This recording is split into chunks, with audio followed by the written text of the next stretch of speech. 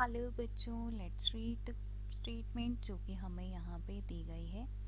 बताया गया है William Watson 1861 to 1926 proposed the theory of mutation in 1901 to explain the mechanism of evolution। तो यहाँ पे बोला जा रहा है कि जो विलियम वॉटसन है इन्होंने म्यूटेशन की थ्योरी दी थी 1901 में, ताकि यहाँ पे ये एवोल्यूशन के मैकेनिज्म को एक्सप्लेन किया जाए। तो यहाँ पे बताना है कि ये स्टेटमेंट सही है या गलत है। स्टार्ट करेंगे विद की कंसेप्ट।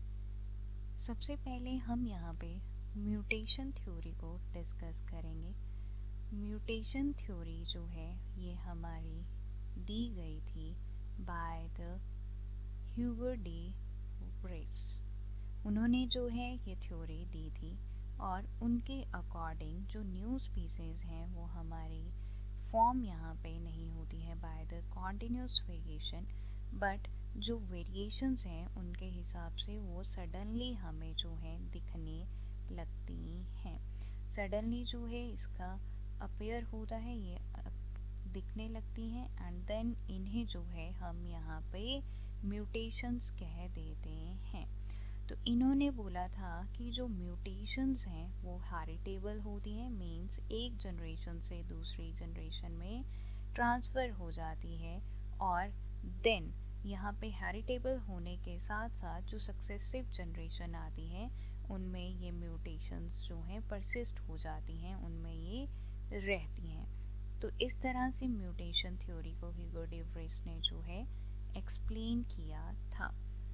अब यहाँ पे बोला जा रहा है कि थ्योरी ऑफ म्यूटेशन जो है वो एक्सप्लेन करती है एवोल्यूशन के मैकेनिज्म को।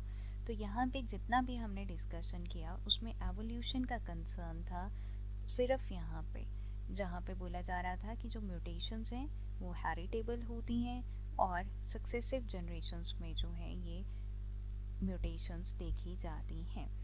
अब यहाँ पे हम कह सकते हैं कि म्यूटेशंस का एडवांटेज भी होता है और डिसएडवांटेज भी होता है।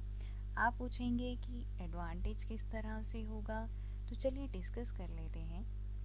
अगर तो यहाँ पे जो म्यूटेशन है वो बेनिफिशियल रहे, बेनिफिशियल म्यूटेशन अगर होती है तब ये इनहेरिटेड हो, तो जो हमारे ऑर्गेनिज्म का सर्वाइवल रेट है वो यहाँ पे बढ़ जाता है। सर्वाइवल रेट जो है वो बढ़ जाएगा।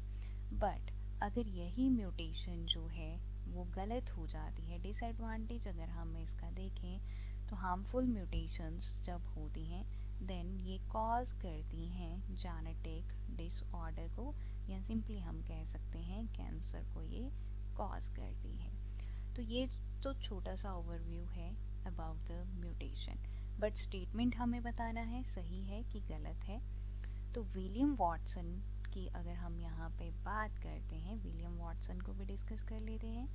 ये जो हैं जाने जाते हैं as the father of the modern genetics, और ये पहले जो हैं हमारे बायोलॉजिस्ट थे जिन्होंने डिस्कस किया था हेरिडिटी की स्टडी को।